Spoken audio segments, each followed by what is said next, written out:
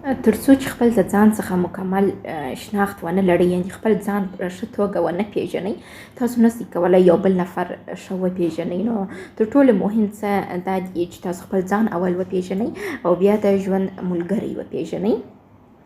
او دوهم وایي قرارداد، نکاحت، انګشترۍ او یا کلونه د دې نمایندګي نه کوي چې ستاسو رابطه سره کم ده، بلکې دا د دې نمایندګي کوي دا ستاسو هره شیبه چې تاسو یو د بل سره تېره کړې ده، یعنې هره شیبه دې د ژوند د ملګري سره څه رقم مینه کړې ده، څه دې ورکړي دي، څه دې ځینې غوښتي دي.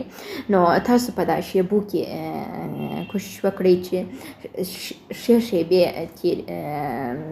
جوړې کړئ. مثلا دا مه وایاست چې پر سبا به زه ښه رویه شروع کړم. د سبا د ښه رویې شروع کېدو تر مخه نن ښه رویه وکړه، نن په دا اوس کې چې یې په دغه لحظې څخه یې شروع کړه، مینه وکړه او مینه ورکړه او مینه ترلاسه کړه، تر څو عمر مو هم ډېر سي، تر څو جلد مو هم سم وي، تر څو ځوان هم پاتې سئ. نو دا به ښه طریقه وي.